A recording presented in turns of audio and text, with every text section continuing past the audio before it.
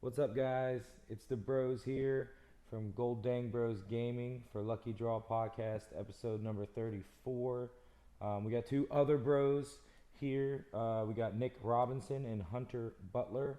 I know I was a little unfamiliar with their names, and I'm sorry to not put some respect on their names for not understanding the history of Pokemon. Respect on them I names. know Tiger's been giving me the business for it, but I'm gonna give them their chance to introduce themselves. We'll go ahead and Nick, you had the most recent top finish, correct? Yeah, I just coming off of a top 16 finish at Milwaukee with Jealous and Gardevoir, but I've been a long time player. I started playing competitively back in the 2015-2016 season. Some of our veteran players would know me as the player who won the last U.S. national championships back in 2016. It's a big year for me just because it was my first year competitively, and I got to have a really awesome finish. And from there, I've had top 16s, a good handful of day twos, another top eight mix in there. But I've also been doing a lot of TOing as well in my local community. I'm based out of central Iowa, so I've been helping that community grow. We've fostered a really good community now where we've gone from, I think we had about two stores that could host League Cups when I started to now we have about like nine just in the Des Moines area, and that's expanded out even further into more parts of Iowa. There's closer to probably 12 or 13 cups in the state of Iowa nowadays. So I'm proud of that. But yeah, I'm an active player. I still go to events when I can, and yeah, I still love the Pokemon community for everything it is.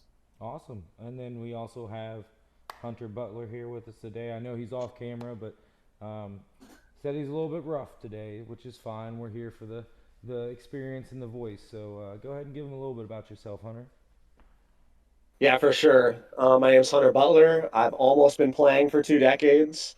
My most recent accomplishment was just getting a World's invite to Hawaii. I played a decent bit last year, but had some complications. But this year I'll be going super hard. I'm a regional champion. I've gotten top eight in an IC, top 16 at Worlds. I've been invited directly to day two of Worlds when that was able to be a thing. And I'm a sponsored player by Rip.Fun, and I'm also a co-creator, co-owner of Cutter Tap, which we write articles on all types of stuff, the meta, decks, tournament reports.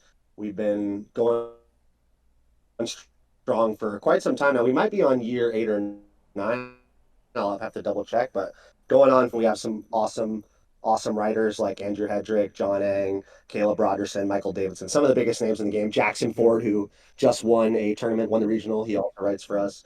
So, yeah, and I'm also the founder of the Masters Cup, which is a series that will be taking off this year, where I had my inaugural tournament for that at NEIC this past year. So, yeah, also kind of transitioning to doing other things than just playing, kind of doing the content slash tournament style stuff. So starting to diversify my Pokemon portfolio. That's cool. That's cool. Actually, like I was getting ready to say, I'm coming from you away from where Tiger's at. I'm over here at TwitchCon in San Diego in support of round three and helping with Pokemon Learn to Play and Build and Battle, but also on that journey of trying to make the content that we bring to you guys better. And I've slowly been doing that all year, so I'm excited to be on that same level as you are, trying to make that content and use that experience in a way to help other players versus necessarily always helping yourself. For sure, for sure. Now, Uh, Hunter, do you want to explain to some of our newer viewers what the process? Because you mentioned it for a brief second, the process of what day twoing straight worlds means.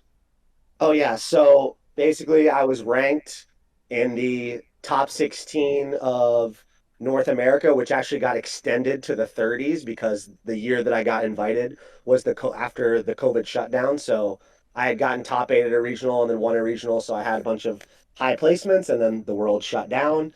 And then when we came back, um, we only had those like three tournaments. I think it was. I think it was like two regionals and a nationals left, or two nationals and a regional, something like this.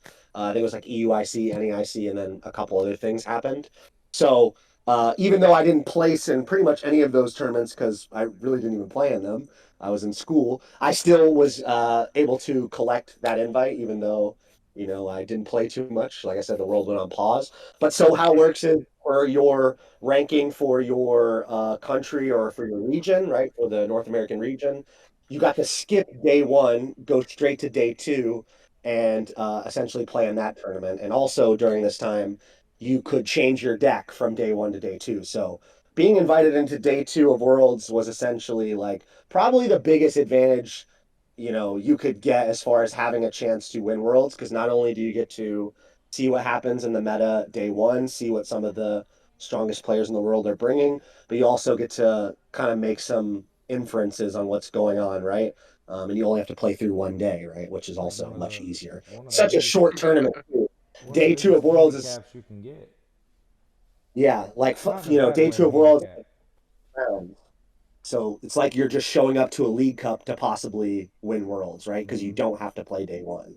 So 4-1-1 or five, these type of goofy records could potentially make top eight at Worlds, especially even earlier on, right? So it's kind of funny, right? We League Cup to determine playing a League Cup to determine the world champion, whereas now you cannot get invited direct to day two. I think it's much harder Oh, to win Worlds for. Well, thank you for the explanation on how the going to day two worked. Because we do have a lot of younger viewers and like parents that were not in the game at that point. Yeah, for sure. It was totally different ball game, right?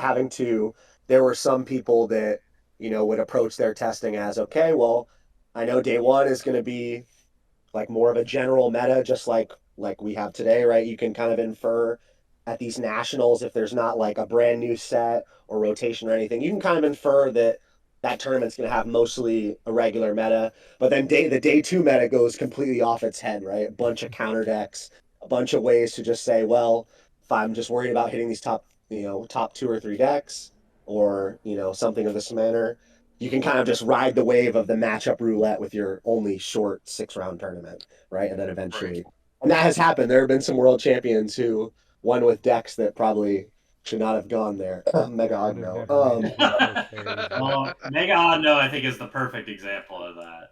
Yeah, because they basically and genius, right? There's no doubt about it that it was calculated that I want to beat Night March, I want to beat Trevenant, I want to beat these certain decks that were there, Greninja.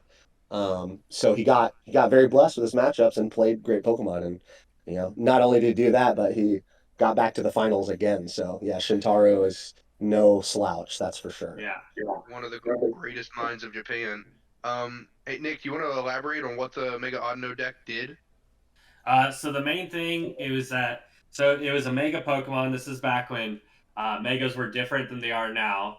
So you would have the basic EX, and then you would mega evolve into the mega EX. But when you mega evolved, it would end your turn. To circumvent that, they had tool cards called Spirit Links that if you had it attached to the basic Pokemon, when you mega evolved, it wouldn't end your turn. So this Mega Audino for 3 colorless energy did 110 to the active and 50 damage to a bench, which isn't that much. But with the way the format was back then, the highest HP anything had was like 220 HP or so. So you were two-shotting everything, but 110 was a good number to hit because one, you hit Shaman EX, one-shotted that, which Shaman EX was 2 prizes, and then also just doing that 50 damage was huge because it hit some of the lower HP basics, specifically Joltix, which were huge because Night March was one of the biggest decks at the time. Uh, so it was just a deck that was like, I have a lot of HP because I had like 220 HP, like on that higher end, and it just kind of did spread damage. It was almost like I hate to compare it to like Dragon Ball because Like it's definitely not the same, Oh, but the it's kind of mechanic. that Yeah. same energy, right? It's the same idea where it's like I have big HP and I'm gonna kind of sneak in knockouts here and there. But it was a deck that was not played at all. It was not a meta thing at all, and it was just happened to have really good matchups into specific decks that were doing well at Worlds that year. So it's kind of how it's one of those decks that just came out of nowhere. No, I mean spread damage is definitely a mechanic that's used in a lot of different games, of course, but Yeah, I mean, looking at the power creep aside from the HP and Dragapult being a little bigger, it's, yeah, you're right. It's still in the same vein, I'd be to say, because even if you're not knocking out Joltix, I know Tigers taught me in the past about spreading damage and making it work a little bit better for you in the future. So I mean, 4 and 6 prize turns are possible in the game. Oh yeah, it was Mega Audino was like plus trading into the prize trade against the biggest one, the Night March. When you like knock out a Shaman and then also knock out a Joltik, you're just getting 3 prizes, and Mega Audino is only worth 2. So Mm-hmm. you're just super trading into the Night March decks, and then also there was a couple other evolution decks that it took a part of. But yeah, it was yeah spreading has always been a constant thing, and in fact, there wasn't too many spread decks like throughout all of Pokemon. However, the ones that are good pretty much are universally like really, really big decks like, Bomb Tar, these like super, super old like that. All, Dragapult, obviously. So their spread decks have always been awesome when the cards are available and then there's good engines.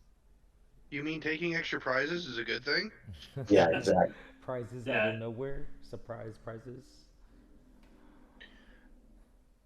All right. So that was the short on the getting to talk about the history of the game a little bit. Um, what did you guys think about that Mega Absol Mega Kangaskhan deck that Horde created? I mean, I think it's a really strong deck. It's one of those things that becomes very simple, and it's one of those decks that it takes advantage of the um, having that those 3 prize Pokemon. And this is something that we saw a lot back in the tag team era, where we would see decks that would just play like like single prize Pokemon, and then tag teams. So that way you kind of like make certain prize trades like negligible, in the sense of, if so, for example, there was a Reshiram and Charizard deck that Mm-hmm. would play 4 Volcanion and then just Reshiram and Charizard as the attackers. Well, Volcanion is a single prize, and so if you just say, okay, you can knock out 2 Volcanion, and then you still have to go through 2 tag teams, those 2 Volcanion knockouts essentially mean nothing, because it doesn't get you actually closer to winning the game, because you're still going to have to go through 2, 3 prizes no matter what. And that's it. The deck kind of does that, not in the truest fashion, but it really utilizes that prize trade really well, where it goes, okay, I'm going to go into Mega Absol, you're going to knock it out, and then you're going to have to deal with like a Petrarunt or something, and then deal with Blood Moon Ursaluna. And it's one of those things where it's like the deck doesn't seem like it doesn't actually do a whole lot. Like, yeah, it attacks for 200, and that's really cool, but it does lose some momentum if you're able to respond to that Absol quickly, which is one of those Yeah. things where it's like, the biggest thing that I noticed is that, like on paper at the regional, it had like a 53% win rate or something into Gardevoir, but in reality, uh, I think most of the time, like from my experience playing it, is like if you can just hit into the Absol quickly, like if you can get damage on it before they attack, or if you can even one shot the Absol in response, they really can't do much. So it's one of those like, it's a good deck. It does good things, but it has a very linear game plan. And if you are able to not get not get caught off guard by that, you're able to have 2 supporter cards in your hand when Mega Absol attacks. It's a very manageable deck. 100%. Yeah, I think that the attributes about the deck are actually a lot stronger than the deck itself. Like, if you look at the players who played it, really amazing players, right? They have surprise factor. A lot of people don't understand how to play versus the deck. So you're gonna get a lot of wins off of just your opponents not understanding how to play in like 3 prize format, right? Most of these guys who played this deck had played in 3 prize formats, which this is completely new to other people. But also, I want to stress the fact how broken Absol's attack is in the hands of a good player. Like when you're able to see your opponent's hand every other turn and take out massive resources that play into your strategy. Like, okay, I'm going for this prize map. If I get rid of this card from their hand, this is just nullifying it or making it harder for them to actually complete a knockout or even gust around your 3 prizer. Having that type of attack in a really good player's hand is just a really gross combination because you're punishing resource management, you're punishing the like knowledge that your opponents don't have against how to play versus you because it is a new deck. Um, and obviously, Doom Count is also not a new attack. There was a Evil Tall, was it GX, Nick? GX, right? GX, yeah. Yeah, Evil Tall GX. Me and Nick actually worked on a deck in Collinsville that played this Doom Count card, and it was super, super good. So also that attack, Absol is just a really great attacker, and I think obviously towards an amazing deck builder. But I'm kind of with Nick that I feel like the Gardevoir matchup is definitely sketchy. And not only that, it's like easier to tech for now. Like now that people know it's a deck, you can just play Drifloon. There are several other things you can do like playing Enhanced Hammer for something like the Mist to be able to copy certain attacks like the Doom Count with your Mew. There are a lot of things that you can do to try to skew the matchup. So I think it's an awesome deck. I think it was a great call and a like really smart move on their part. Just the style of deck that it was into a tournament like that. But I'm not. I definitely am not considering playing it for Vegas or LAIC in my own opinion. For me. I will say though that I do think that this is not like the list we saw in Milwaukee is not going to be the final iteration of this deck. I think the way the deck was built is that generally speaking, you were going to attack with Mega Absol. You're going to have one Mega Absol you attack with, and then once that Mega Absol is down, you're just kind of scrambling to find something else, whether it be a Petra EX attack using Blood Moon, whatever. I think that people are going to play around with different ways to accelerate to Absol, stuff like Jadine's Secret Art, or some other forms of energy acceleration, maybe Crispin's even, I don't know. But those other forms of energy acceleration where it's like, because I believe that some decks will not be able to handle a second Absol. Like the way that people were able to beat this deck at Milwaukee, or at least I was able to beat it at Milwaukee, was if I got through one Absol, it was usually fine. But I genuinely believe that some decks just won't be able to deal with the second one. And I think once people kind of play around with the deck more, now it's like a known archetype. People understand like kind of how it works. People are going to play around with it and say, okay, what can I do to make this better? And I think making it better is going to be making it so you can attack with more than one Mega Absol. Yeah, Right. definitely disagree with that. I think Absol's the best, not only the best part of the deck, but just a really awesome card. Yeah, I just meant as far as this iteration, because this one is a bit controlly. And I think you Yeah. definitely need to get more aggressive with some of these, like the Evil Tall and stuff. I could see the vision behind it, like trying to use it versus Raging Bolt and Goldengo. But I think like even if with good play from a Raging Bolt player or a good play from a Goldengo player, I don't think that Evil Tall and stuff is going to make it happen, or one Cornerstone. I don't think maybe that one I would have to play more. I'm not super familiar, but yeah, I agree that Absol. This won't be the end of seeing Absol, for Oh sure. no. Now with you going with the future iterations, I don't know how far forward you guys have looked. We have actually talked about this ourselves. The new Houndoom that's going to be coming out in the Phantasmal Flame era. It's Do you guys remember the single strike Houndoom that would accelerate a single strike and put 2 damage counters out? It's coming back, but it's just specifically a basic dark energy. On any Pokemon, or does it have to be a dark Pokemon? I'm pretty sure it can go to any Pokemon. I'll look it up. Just one Dark Energy, and you put 2 damage counters on. Correct. Okay, yeah, that doesn't sound Yeah, bad. that's pretty I played decent, a lot especially of that single strike deck. That's for sure. It was fun.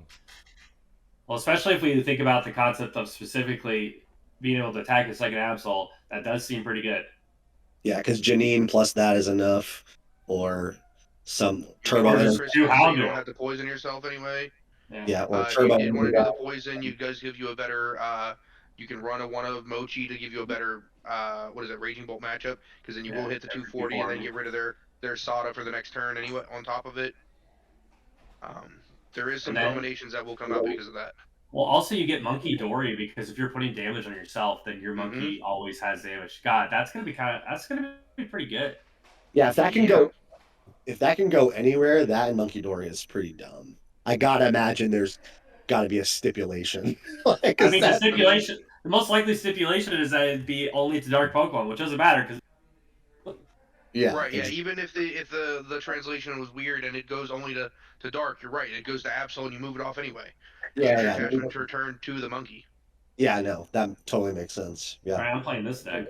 I'm trying to But find now it. that does roll into our the next question of, because of the surprise factor of this being kind of out of the way, do we think that going towards um, Vegas, will people still play with this same version of the 60, or go more towards the Tankus Con, as people are calling it, with the Bouffalants, and then just dropping the Absol as the counterplay?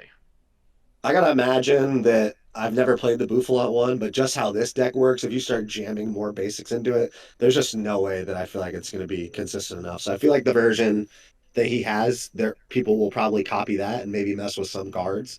Like Nick said, I think other people will mess around with it, but this will probably be like a general base point for at least a little bit, unless it kind of drastically rolls out of into an attacking deck. Because I think there was Nathan Ginsburg also played a version of it, or totally different deck, but similar cards, Mega Absol, Mega Kang, but like a Pidgeot control version of it with, the Sudowoodo. These guys had the Evil Tall and the Ogre Pawn. So I think there can be several ways to go about it control wise as well. Like it might not just be this iteration. There could be some mashups. But I think going forward right now, this is probably the baseline that we're going to see. And you might see some interesting tech Pokemon, or like Nick was saying, you might see some versions that try to go speedy. Yeah, I don't see the Tankiskon version being as good. Like the whole point of the Mega deck is that it's double, like the fact that Absol snipes your card out of the hand makes it so that way you're making your opponent dead draw. Like, you go second, you turbo energize turn 1, turn 2, I'm taking away your setup. And it's like, not most decks are not setting up are fully set up on turn 2. A lot of decks are still very weak, or can be taken advantage of very easily on that second turn. So I just don't see the tank version doing as well, because I mean it's great. You're a 360 HP basic with Bravery Charm 410, so on and so forth. But it's just you're not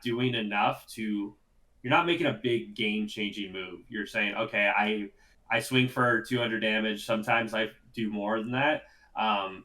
But ultimately, it's like you want to have a bunch of HP so you can heal that off, and you can heal it off a penny. But then if you're doing that, you're not attacking, because you Right. need 3 energy onto the Kangaskhan, and you don't have really a great way to accelerate energy and heal yourself at the same time.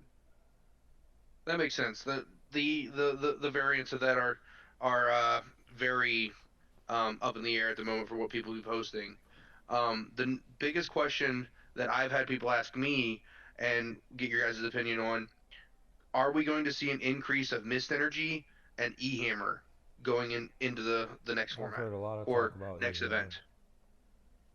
I think E-Hammer is an incredibly good card right now. I think it's a card that honestly more decks should have started playing sooner, especially with how big Dragapult was before Mega Evolutions with Neo Upper. Like, just having an E-Hammer can completely shift that matchup. And now with people trying to do things to play around Mega Absol, play around Mist Energy, and even in Mist Energy and like Charizard or something, there's enough special energy in the format that I think if you have a game plan that gets ruined by Mist Energy, say you're like a Gardevoir Jellicent deck playing Devo, like, yeah, play your E Hammer. Like, it's hard to fit it because I think nowadays, like, we're so focused on hyper consistency, which is great, but it makes it harder to fit in tech cards. But I wouldn't be surprised if we started seeing some lists playing a one of E Hammer. Yeah, I've been tricking out the E Hammer, and both Guardians have been trying it out. I definitely like it for decent amount of matchups. It is kind of like a dead weight card though. When you don't need it, it really is just kind of like a brick, which sucks. If you don't want your tech cards to just be full bricks, E Hammer is just one of those. But yeah, I could definitely see some E Hammer. Think I could see. I don't know about increasing in Mist Energy. I think the decks that already play Mist Energy are just fine playing it. The Kangaskhan deck will keep playing it. Charizard will keep playing it. I don't know how much Mist Energy is gonna impact other decks. But I do think we'll at least see some changes. I think the big change is that we're just going to keep seeing the upgrade in Gardevoir numbers. Like Gardevoir is just going to become, it's going to keep getting bigger and bigger every tournament because now people are just finally, I don't know how it's been this long, but they're finally just drinking the Kool-Aid and they're just playing it.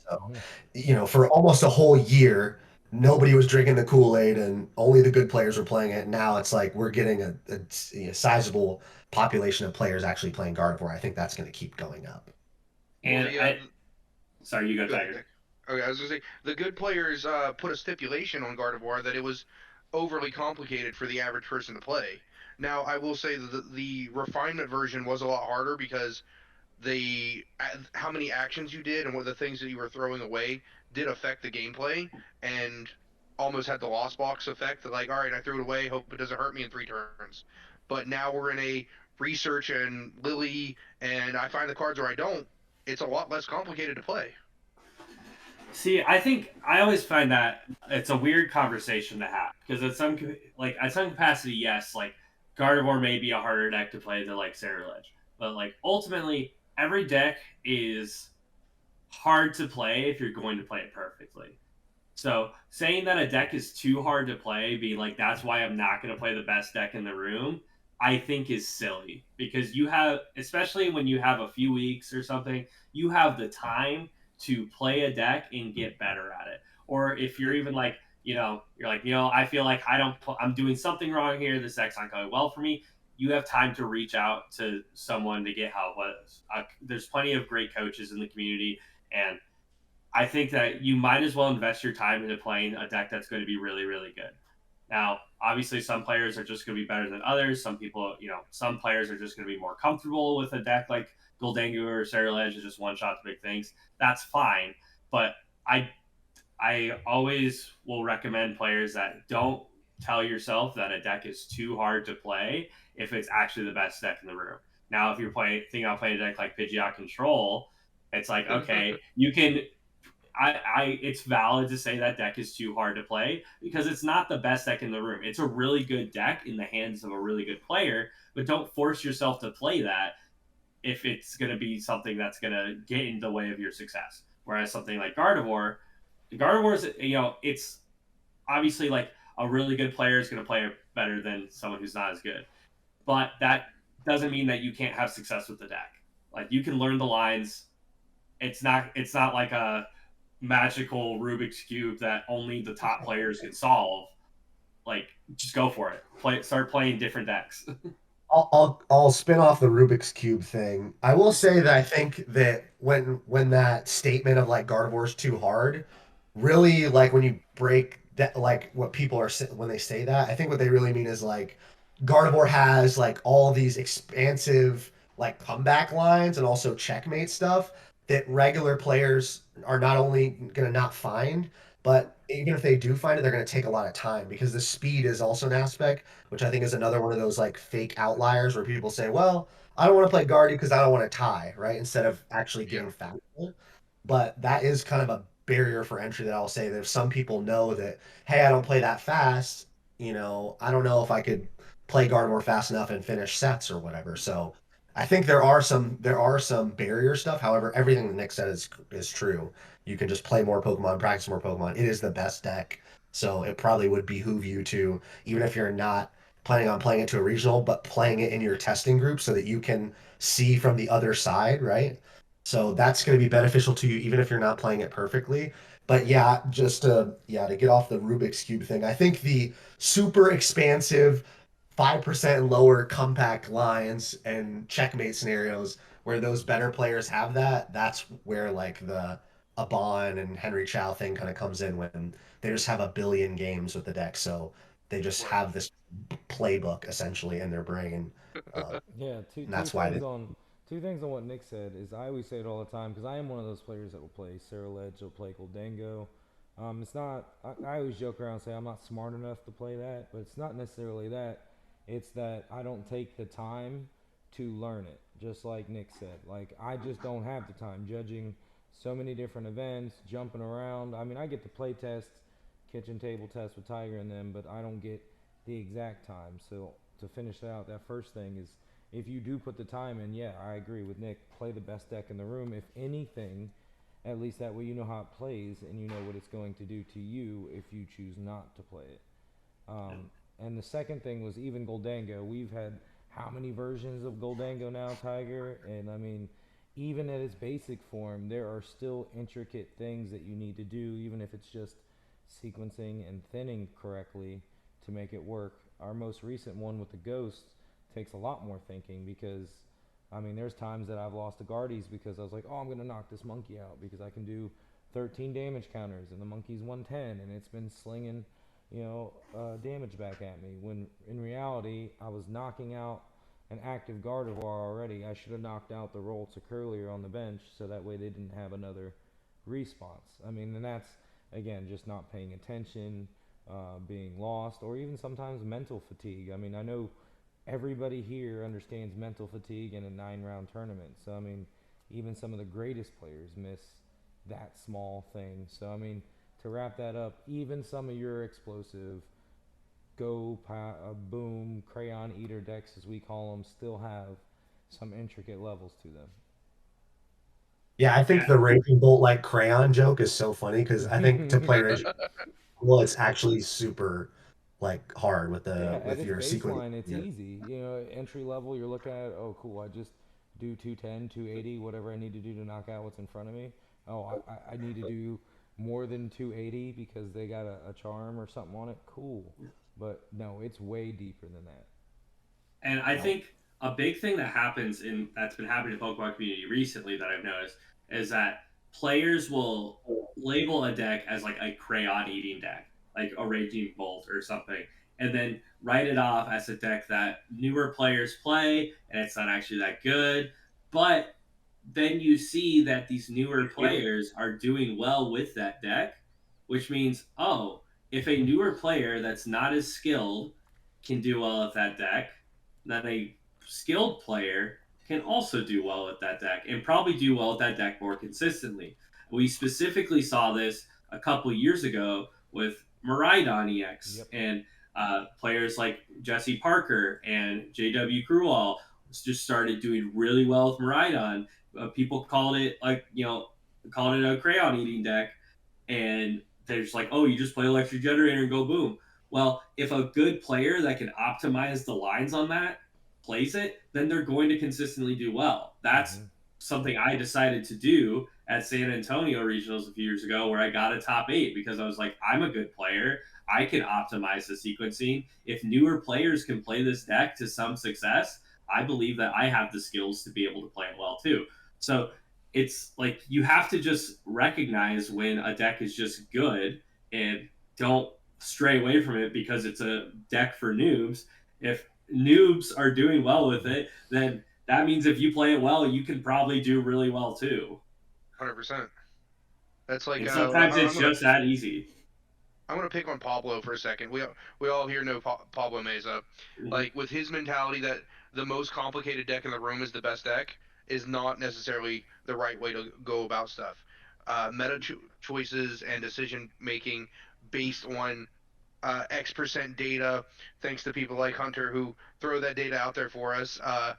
We can make decisions whether it's Raging Bolt, Ledge, uh, whatever, Joltic Box, Joltango, as easier level decks, have a good spread, you put a good player behind them, they're going to do well. It's just don't take the stigma that a deck is created for easier play if it has a good spread. Yeah, Caleb Gettimer, who's won a bunch of regionals, played a bunch of super complex locks, decks, all that type of stuff, won a regional with Raging Bolt. And everyone that was like Yeah. prime Raging Bolt sucks propaganda when that was going on. Right. Like And Pokestop, Raging Bolt, a scam, da da da da da. I never discard the right cards. But Pokestop with good sequencing was a dangerous card. A really dangerous card. And I think that's like kind of a big difference that's kind of a shift that some of us more veteran players have had to make because in the past it has generally been the more complicated deck that requires a bit more thinking is generally going to be the better deck. But now, and part of it too is just kind of how the game has developed, whereas like nowadays it's people are playing games all the time. They're grinding games. They're playing their limitless tournaments, all that stuff. So just the average player plays more Pokemon and is on average better than the average player, 10 years ago. By 10 much. years ago, 10 years ago, we would try to build a crazy deck that was great into the meta, and that was awesome. But that doesn't work as much today. Sometimes we kind of have to learn the lesson of sometimes simpler is just better. Sometimes we should just play the best deck in the room instead of trying to counter the whole meta.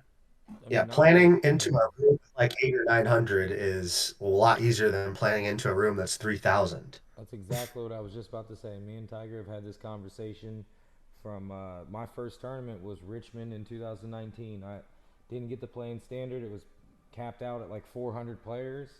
So I hopped in and expanded and turned Pikarom into an expanded deck. It was kind of fun. I totally lost out really bad, but got to volunteer the second day, which was cool. Got to do some match slips and stuff. But then everything went boom because COVID. But when we come back to the game, the tournaments are 1,000, 1,500, 2,000, 4,000. Now, I mean, you can't game the game for that many players anymore. Yeah, the one thing I will say as far as like play like to mark on the player base thing too, like Nick said, the average player back then was much worse than the average player is now.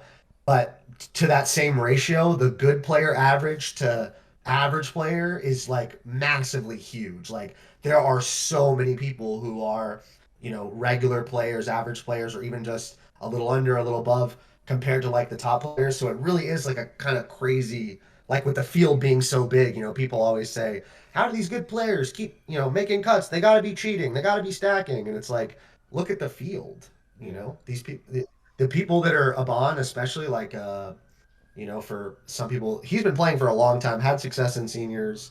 A lot of the players that are big players now were like big dogs and seniors, so we're getting Mm. that generation of players who have played through juniors and through seniors, myself being one of those, but also these kids who are just coming from seniors, like Nate, what's his name? Oh my God, Owen Dalgard is a big one. big one. I'm trying to think of the one that just came in though. Justin Temple. Uh, There we go. Justin Massive, Temple, Yeah. Carter massive, Washer, And massive that's Carter amount of Washer just came up and he just top aided Milwaukee. Like another Yeah. perfect exactly. and example. Like that's this one is a thing. young man. That's one thing I can comment on from being in the judge scene for 2.5 years is I remember my kid was playing a lot more.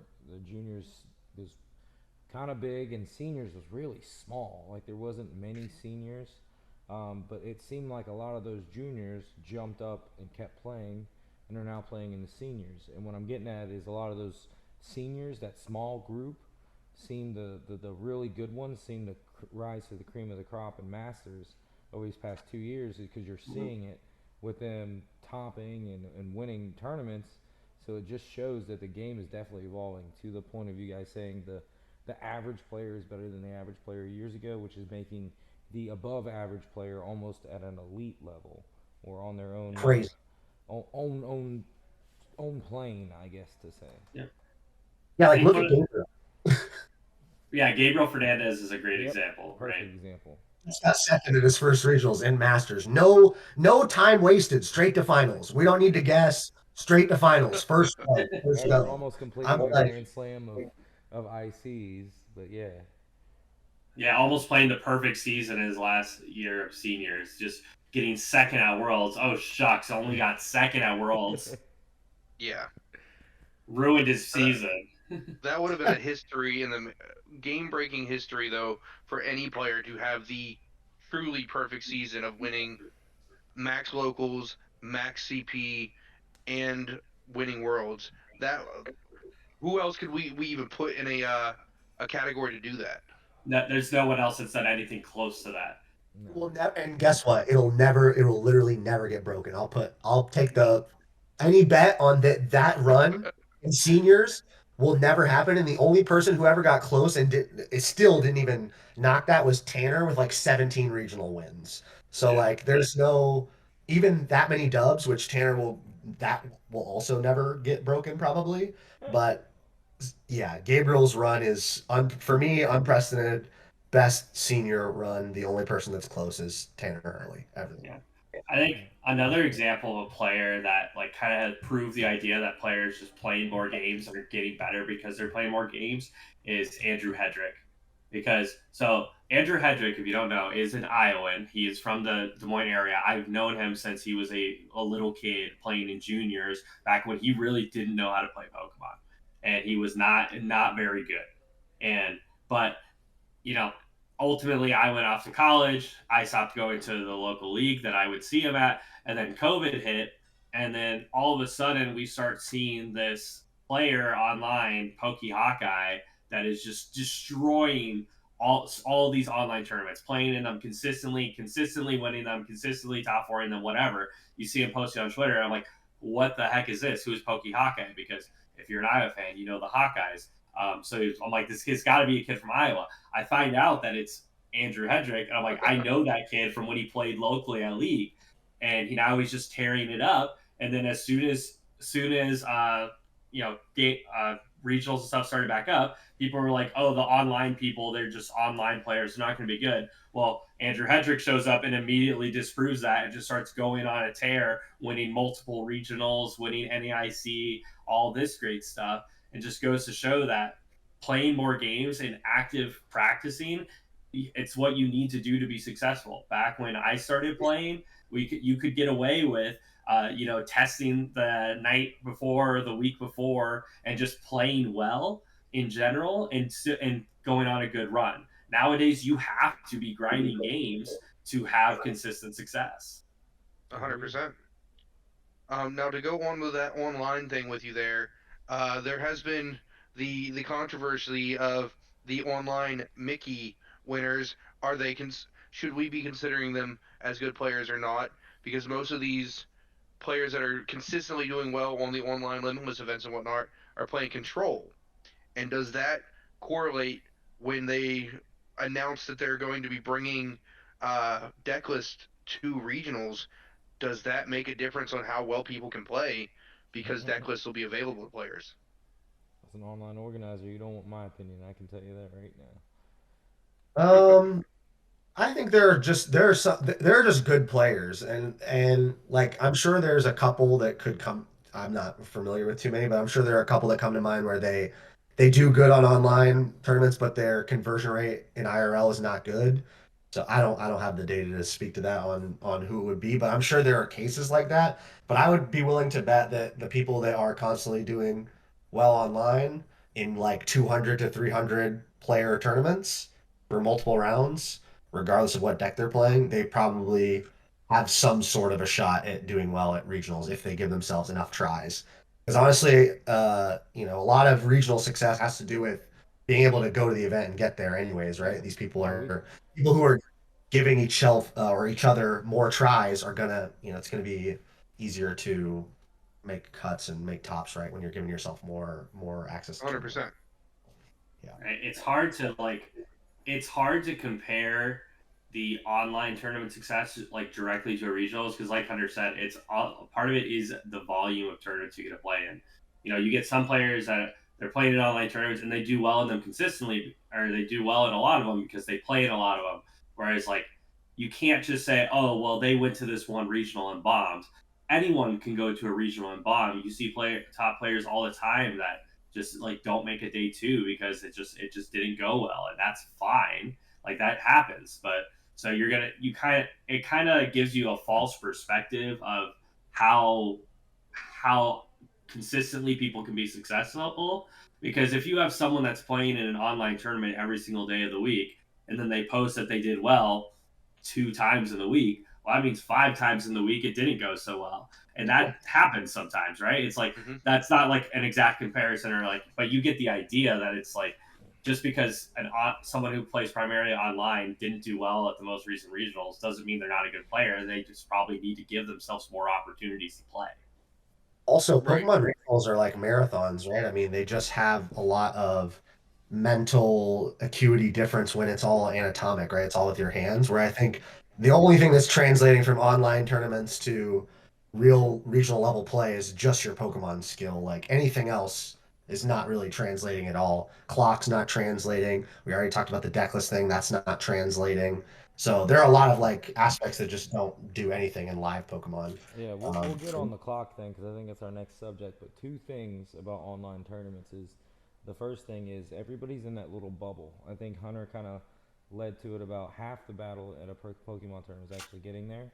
I mean, me and Tiger have gone through it for 2 years, and the struggle of getting to and from a city. If it wasn't for Pokemon accommodating my flights and food and stuff like that, it'd be very hard for me to get there.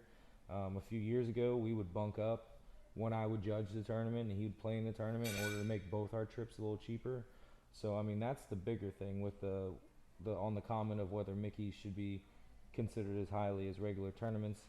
Like I said, and the other thing is they're in their own bubble. Like they're just there in their room, in their on their phone or whatever. They don't have the anxiety of people being around, the thousands of people moving, the end of round when it stops and they have to go from their table to the bathroom to get back to their table to play the next round and set back up in order to get ready for that round. So I mean that's a whole aspect that's missed on online tournaments in my opinion. Yeah, the One, emotional stuff isn't there either. Oh, sorry, Tiger. Go ahead. I was gonna say the one big thing that I was going to the last big thing from online and in person. What do you guys think about how they announced that there may be deck lists at physical events, like given to players? I What do you think it guys would. think of that would change how high the average player can do because they know what's in their opponent's deck? Does that hurt higher level players because they already had to do the grinding to know what average counts of decks of cards are in decks? Does it just bridge the gap a little bit? For players like me and Nick who have been a part of our own testing groups and separate testing groups and how we approach the game, it would effectively nullify a lot of myself and Nick's Robinson's skills if they if they put this in. So I will, from my own selfishness, I think it kills deck building, so I would hate it. I'm definitely not in favor of it. But Yeah, if that's it but if it happened, I'm a competitive Pokemon player. I've played for a while. The rules change. You just have to play with the rules. And it would just highly incentivize me to just play one of the best decks. I wouldn't have to worry about teching so much or have to worry about surprise factor at tournaments anymore. And I could make a lot. It's going to make the better player better because now their inferences aren't inference anymore. They know what your counts are. So they are going to play against you much better. So it's definitely not going to be great for the average player, I don't think. I think it only gives more skill to the best players, right? Or and it gives you another skill in Pokemon you need to learn, which is analyzing your opponent's deck list. Which up until this point we've had to pretty much memorize, or at least that's what good players do, right? You're memorizing average lists and making inferences on your plays based on average lists. So you don't have to make those inferences. Now you can be direct with what you want to do. So it'll be pretty lethal for good players for sure. I would not like it though. Please don't do it if you're listening. Whoever's out there listening, if you are, don't do it, please.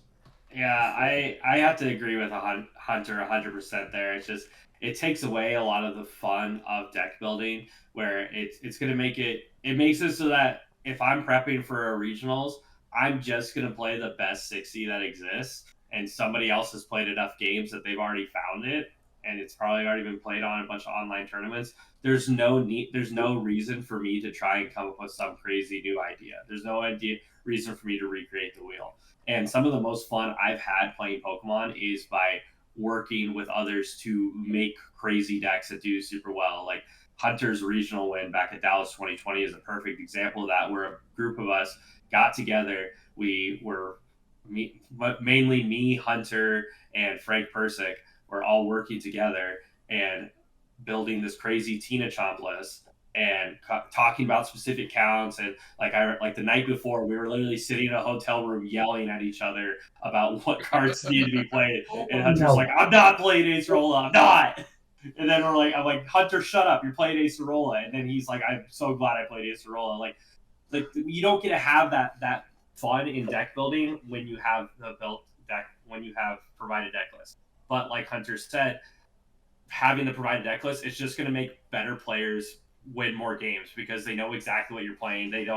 You don't have any surprise text or anything. The best players that understand the game the best are going to play around every card in your deck and make the most optimal decision. So I think it's really just better for better players, but it's not fun. Do you think that will increase better players playing decks like Control if they have your 60 there to know how to pick it apart? Not listen, it's not gonna increase the amount of control. Like, okay, let's just put ourselves in this situation. Do you want Sander Wojcik to have your exact 60 list and No, he's not at all. no? Do you want Cressmasoli to have your exact 60 list when he's playing control? So the same No. players are just gonna level up. They're just gonna be disgusting. It's not gonna change the amount of people that play control because it's a hard archetype. It's just gonna make it broken for those guys. I You know? think if they would do something like that in like phase two, after main phase, because as an organizer, they do say that like in smaller tournaments, you can share deck lists if it's in the before this whole thing that we're talking about. You could share deck lists if it was in the to pump up the tournament to make the tournament better, not to share and be like, hey Tiger, this is what this guy's playing over here, so you know how to beat it. Not in that sense, but Yeah. the sense of to increase the, I don't know, if you're running a stream or Yeah. something for it, you could say a little bit about it. I think if maybe they did it in phase two, maybe that's middle ground. Again, I'm just kind of spitballing here because that kind of is in the in between of what you guys said, where you would Well, get you would have that still have that deck building in that first phase. Like Nick said, you'd be able to hang with your buddies and argue about what cards should be put in there. But then at the second phase, you would have that other level added to where, oh, okay, everybody now knows what I play, which by that time they probably do if you're at the top of the leaderboard. I mean, enough people walk around the tables to see what people are playing. I yeah. don't know. That's just an idea there. I think that would be a good middle ground to make it happy. Because Yeah. it seems like they want to do the open deck list. It really does. I mean, I think so. I remember, and I bet Hunter remembers too. I remember when that statement was put out because that statement has been out for a very long time. I remember it was around the time I even started playing, where they started posting deck lists from players at regionals. Like, it was like I remember it was. I want to say it was almost even before I started playing competitively, like the 2014-2015 season, where there was some regional happening, and like Ryan Sablehouse's deck list got posted on the Pokemon website between day one and day two, and everyone's like, "Whoa, that his deck list is just there for everyone to see." And then that was just like Pokemon then saying, "Yeah, if we want to post people's deck lists for viewership purposes or whatever, we're allowed to do that." And so that this is not like a new rule. Rule has been around for like 10 plus years. Mm-hmm. So I don't think that's going to necessarily maybe shift us to open deck lists. Maybe that's something that happens in the future, but I don't. But I think that's a false misconception that people think that this is a new thing. It's not a new thing. It's been around for a very long time. Mm-hmm. Yeah, Agreed. sure. I just think Pokemon is a game of deck building, and taking away the deck building aspect takes away what I believe essential Pokemon is about, which is about creating a deck. You know. It just takes away a whole skill level that comes with the game, and it's like it takes away a whole aspect of whole element of what makes the game fun. And it would make me and Nick more washed than we are. No, you don't need to bring it up. Tiger You would don't be need to without a know that. He Tiger would said, be "Don't call without me a out like that." Tiger We're would not be without a washed, but role on the that team there. no. No, we're definitely not washed, but it would for sure it would nerf. Well, It just makes it not fun. It's like I don't get to play my silly Texan. Imagine not letting Ross Coffin like deck build anymore. Like that's what you want for the game. craziness. Come Right. on. Oh Well, gosh, no, I feel since that we're there's like what is it? go ahead. I took the year that what is it JW won Toronto. I took Charizard there, and I played just specifically because of how much I was not a fan of Gardevoir in that format. I brought Lost City Delphox into Charizard and was just murking Mirror Match and Gardevoirs with the Delphox. I had Grant Manley round one. He actually talked about it in his year review that 2-0'd him with Delphox because I lost City'd all of his Charmanders 2 games in a row, and he was just couldn't do anything. Yeah. You can't have text or situations like that without deck building. It would definitely. Yeah, I wouldn't stop playing, but I would stop deck I'd be building. sad. Yeah, That'd right. be You sad. stop deck building. Well, and Here then for deck builders.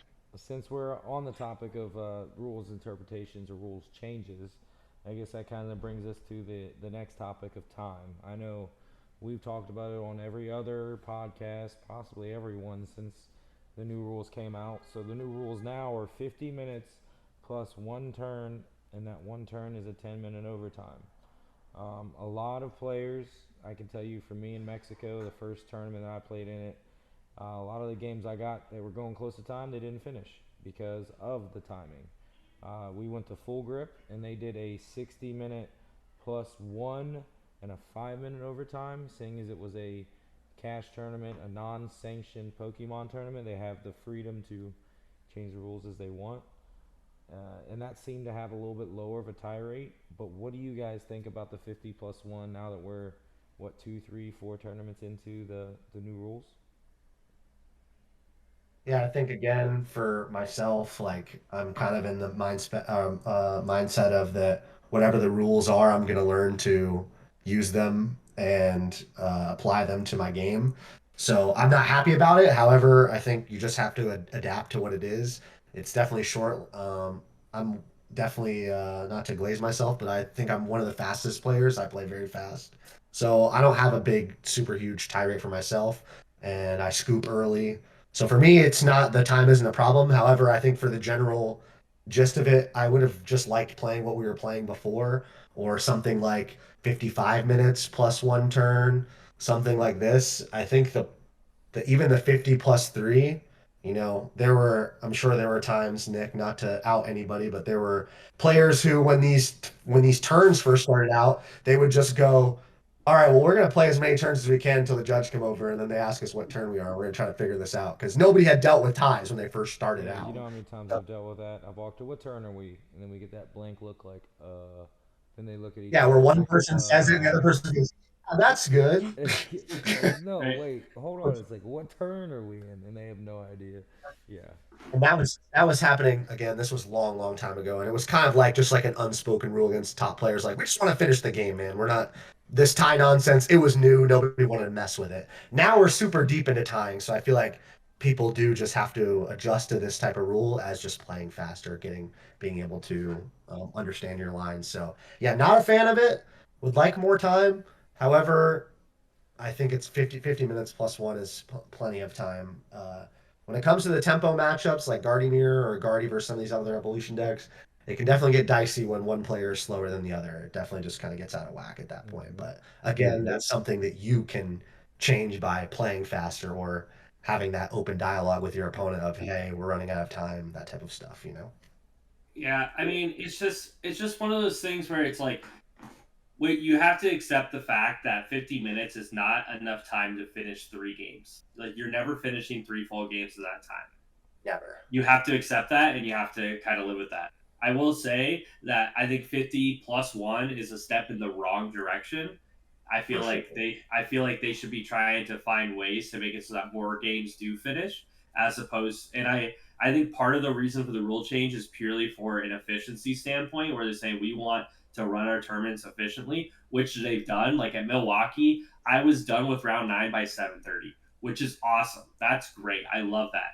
But Yeah. I'm I don't like the fact that I'm sacrificing like tournament integrity to in just so that way we can finish faster. I think there are ways that we can do it. I think like the 55 minutes plus one with a 5 minute timer would be a better situation. Even if we just did 50 plus three with the 10-minute timer, so that way the time itself doesn't change at all, but we still get those plus three turns, would be nice.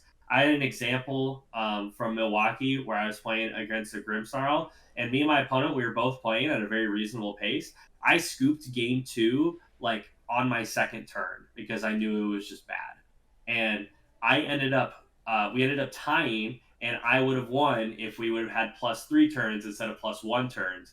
Mm-hmm. And it's one of those things. Like I literally scooped on the second turn of the game, and I didn't scoop fast enough. Like I was telling myself I should have scooped sooner. Like I should have scooped my turn one. Like literally immediately after I just didn't have like an amazing setup. Like I just think it's just silly that I had to come to that conclusion where I was scooping him on turn 2, and that wasn't fast enough for me to finish my Yeah, match. I mean, I had to do that in Mexico. I was playing against a Guardy, and I was watching the time, and it was like 12 minutes in, and I was like, all right, I need to figure out, can I win this or not, like in this turn. And then I didn't get it, passed it off. They took a little bit more time than I thought.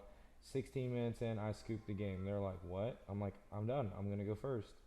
So we get set up. I go first. I end up soloing that game with a baby dango from using its attack, shuffling it back in, finding it back again, using that. And then again, they didn't have as many basics, so it was only like 4 knockouts to finish the game.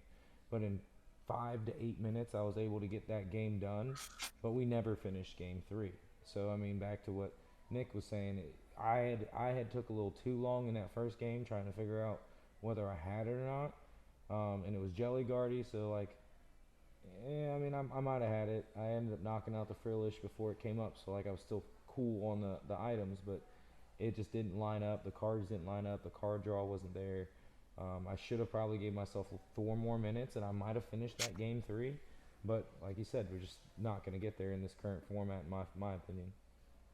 And something Nick mentioned too is kind of a new thing that like kind of hasn't happened in the game too much, but like if you're playing a tempo deck and you win like a 25-minute game one, right? And you're shuffling up and you set up and you're like turn one is like super mid and your opponent has a solid turn one. I do not think it's a bad strategy to just scoop it up, get your preferred turn of whether I go first or second, and then try for a better hand rather than like holding on to the oh I won game one, like as long as I can last 20 minutes, like then I'll win the sets. Like when you're playing a tempo deck like that and you don't have an amazing setup, or that's not a horrible choice to just go, yeah, let's just go to game three so that I can play like a real game, you know.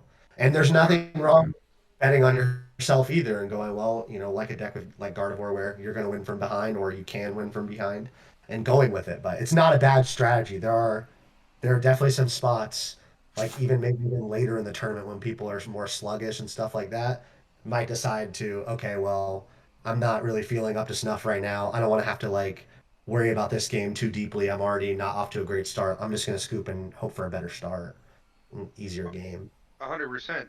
But that leads into the how do we explain to more players the art of the scoop? That seems to be the hardest thing for people to understand, that they just gave away a win to go to another game. People would give away their baby before they're ready to give away game two after they won Nobody game is one. A saying. hundred percent. Nobody. I've, eh, I've seen it Andy said happen. that perfect. Like I They're was like, getting ready to say, nobody in this game, when you get to okay, let me exclude the mid to top level players. I'm talking about the ones that have day two'd or know of the skill level it takes. When the elite players that we were talking about earlier in the episode, but those average, those local players, they don't want to lose. Like it's some stigma that they'd rather take a tie than lose, I guess. And I'm just speaking this from my own opinion, not that I've heard players say this as a judge. I'm just saying I've watched games. Even in sides this weekend, I had stall players that were just like trying to run pods, and it was just like, what are you doing? Like this is fun. We quite literally had a player. We had to force a timer on the table so they could see how much time they had because it was bad. Okay, but what I'm getting at Yeah. is some people just don't want to lose in this game, and I don't.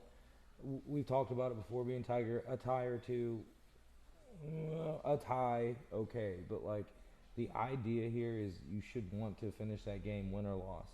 I think yeah, if for it was, me, yeah, go ahead. That was all I had. no, you're good. I was gonna say for me, like 2-0 and 2-1 is the same thing. I'm not worried about like I'm not at the like mercy of, well, I'd rather 2-0 my opponents. I'd rather stick out this game too and see if I can win if it's not favorable. Like I'm sure both myself and Nick, I can speak for myself. I'm sure it's happened to Nick that you've just scooped turn like you could be going first and you're just like open scoop. Like I'm done with this game. We're going. Like no matter if I won game one, right? There's just yeah, people don't have that skill for sure, I, and they I get worried too.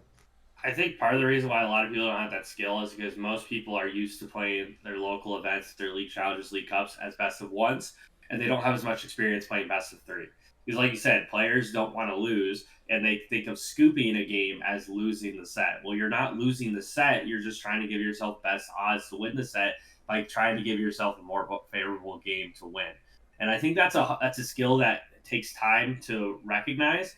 And it's just you have to play more best of three games, and that's why like our locals have started doing mock regionals before like for Milwaukee. Milwaukee's our closest regional, so we had one of our stores ran a mock regional where it's like it was essentially just a local, but it was ran in 50-minute best of three, and just so players could get practice in that format. And I think you need to be intentional with how you practice that format, recognizing I only have 15 minutes to finish this set. I know that we can't play three full games. I want to make sure that I'm playing games that I can win. And if I'm playing a game one or a game two that I can't win, then I'm better off scooping and going to the next game in hopes that I can play a good game. Yeah, that's definitely something that more people need to realize, that it's not a loss. You play 3 games for a reason. Um, and if you were going to lose that one anyway, you still got your tie if you don't finish game 3 anyhow. So it doesn't make a difference. You still got your tie, and you still scooped. But if you scoop, you have a chance to actually just win. 20 minutes left in a BO3, and sticking that extra 5 minutes out to see if you can get a board state could just cost you the whole set. Yeah, I mean, like Yeah, I Tommy said, think it a gives you a nice number. possibility. Yeah, for sure. It does give you a nice possibility. I think the number for average players is they can play one game of Pokemon in 25 minutes. So when you put that in perspective of the 50-minute timer, it's hard, and that's why you need to be scooping early and you need to be getting out of games that you have no business being in, no matter if it's game one and you haven't had a game win yet, or it's game two and you won a game. Like you need to get out of the game. And it's very simple to practice with as well because it's not illegal to practice with clocks. Nobody does it though. They just don't go the We extra do. step of the Right? clocks. It's great to Yeah. practice with a clock. On the other hand, there is a world where you are playing a terrible matchup and you cheese out game one, and you're like, you know what? I will play until I lose this game too For You're because not I'm wrong. sure. okay with a tie. And it's obviously I'm not encouraging slow play. You still have to play at your normal pace. Still play your game, but it's like there is a world where you can make sure you play through a full game instead of scooping because you know you're better off taking a tie in this round than trying to play a game three where you're also probably going to get screwed. Like if my opponent dead draws game one and they play out game one way too long, and I know that they could very easily beat me in 2 games, it makes sense for me to play all of game two and make them take their 6 prizes and win the game. Yeah, for Right. sure. Oh no, I beat Blocklax in 35 minutes. Oh no, we're gonna do extra actions to get more Pokemon on the board that you can lock. What am I gonna do for 10 minutes because I have a horrible matchup because I play one switch card? Yeah, I mean, it's a tale as old as time, right? So as far as time stuff, I think the real big or if there is a time issue, it's just everyone riding the gray line, which sucks. It's just part of it. Well, I'm People are meant to use the rules to their advantage, so sometimes you can get put in some sticky situations, like you described with like the block lax player, right? And that's part of the reason why I'm not going to entertain playing something like control or whatever. I don't want to have that type of quality or that type of opponent that most people have when you're playing the control player or playing Yeah. against the control player. It's kind of a not fun thing for anyone, really. No, it's not. No, nobody's actually enjoying themselves there. And if you are, you're one of 3 people in the Pokemon community that we can all name. Um, Yeah, I've never played Sander, but from what I've heard, Sander serves you with a smile. So I actually think it probably wouldn't be bad playing him. So, I um, mean, to be it's good. controlled in a matchup against Sander, to a lot of people, they just they accept their fate and they just know that at least I want to. It's gonna be cool because he always comes up with something crazy between Ursa Pennylocks to what was that? He played that Mimikyu lock for a while. He's done everything crazy under the sun. Yeah, what Um, people really hate is Billy Bob from somewhere and anywhere in the US that's playing their whatever crazy control deck that, that's the person that it's like, oh my God, like I'm just gonna have to sit through all of this. Sitting through a control game is definitely one of the worst things. I had to sit through like a Block-Lax match as Charizard, which is not a good I matchup at am all so in glad LAIC. it was It's Puerto Rico like last I gotta weekend. sit through, it's game one. They are gonna mill me. They are not winning any other way by milling me. And I'm gonna hope that game two they go one Pokemon and I just knock it out and get a tie. Like, but I am sitting here. If it takes 43 minutes, I am not scooping. I am sitting here for 43 minutes until I don't have a card in my deck. Like, you have to strap in, 100%. Now do I that got at some lucky in point. Puerto Rico. The Block-Lax player I was playing said, "We're just gonna play one game." He said, "If you get through me in one game, you win." And I said, "Okay, cool." And with that in mind, Nice I guy. took a nice long approach to game one, and I was able to pull it out. And I'm like, "All right, cool. You're holding up your end of the bargain." He signed the slip, and off we went. Thank That's God. funny. But I'm all good for questions that we had for you guys. Just general conversations was the big thing, bringing in some of the veterans of the game that the average to above average player to even best in the game would know who you guys are, and appreciate you bringing in some wisdom and some just general talk with us. Do you guys have any shout outs that you want to do for us to add into the links? Go ahead, Nick. You got the most recent placement. I Uh, gotta earn this uh, one. just want to give a general shout out to the Iowa community for being very, very supportive of me. I want to give shout out to Dual Spec, one of the best sleeves brands in the game. They've been a great supporter of me, and I really do love their product. It's by far some of the best sleeves I've ever used. So feel free to check them out. If you do, use code Nick Robinson at checkout for a little discount there, and then I get a little bit of money too. So I really appreciate Hey, buddy. that. Yeah, Yeah, I just want to shout out my sponsor, Rip.Fun. Really appreciate them supporting me and this journey with the Masters Cup and me as a player. So I'm going to get to play a ton of events this year. Probably the second most events ever I'm going to be able to play. So haven't gotten a ton of long seasons. I usually play pockets, but this time I'm going to play the whole season. So stoked for that. Shout out to Cutter Tap. Please go check us out. I mentioned some of the writers. We have some of the best writers in the game. Some great content. Once the rotation happens, we're going to be doing a bunch of new styles of long form written content that I'm waiting for until rotation. So that'll be awesome, as well as we're going to be putting out some episodic classes. So please check out that when it happens. It's going to be a while, but when rotation happens, it's going to be awesome.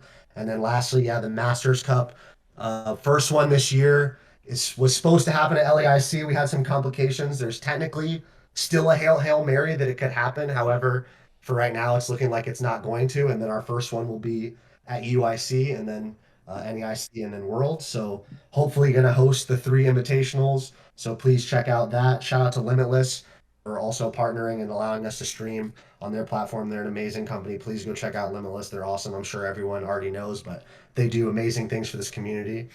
Um, and yeah, hopefully, hopefully, even though Nick and myself are both unked out and having doing real life things, that we'll both come home with a invite to Worlds. I was definitely salty by missing mine by 20 last year, so I'm hungry, and we'll see what happens. I guess that does bring one last question. For all the competitive players, like the higher end competitive players, we know about the Masters Cup. Do you want to get explain what that is real quick? So the Masters Cup and his event is an event series that I'm hoping to bring on, which will bring all of the best players from around the world to basically duke it out on camera.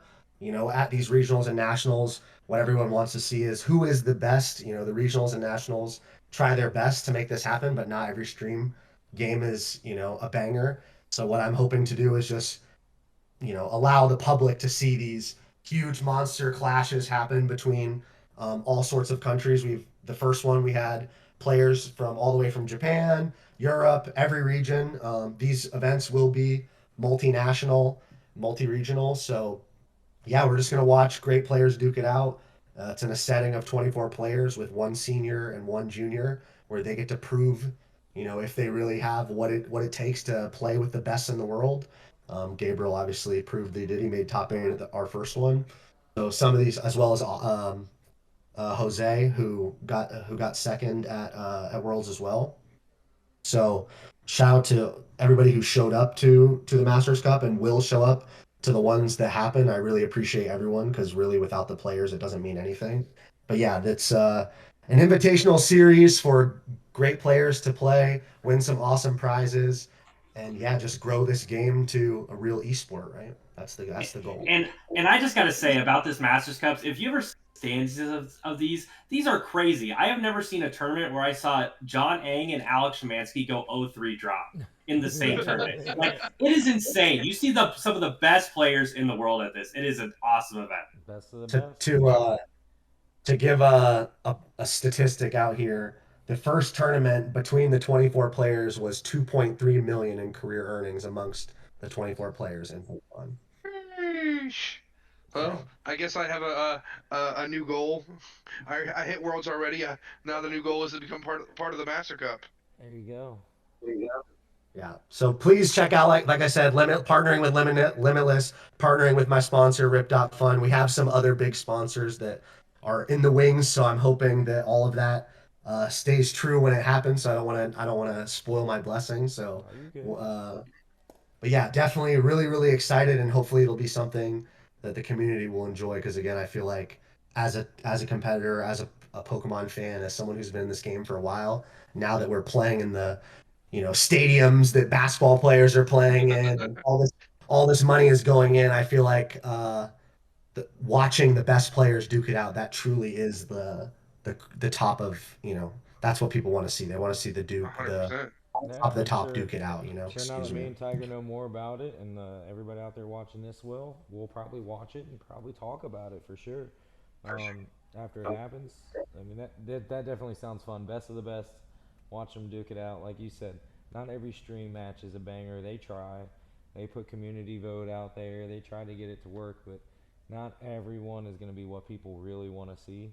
And then if it is, then it's always the same people on stream, and that's a whole nother topic we're not going to get into.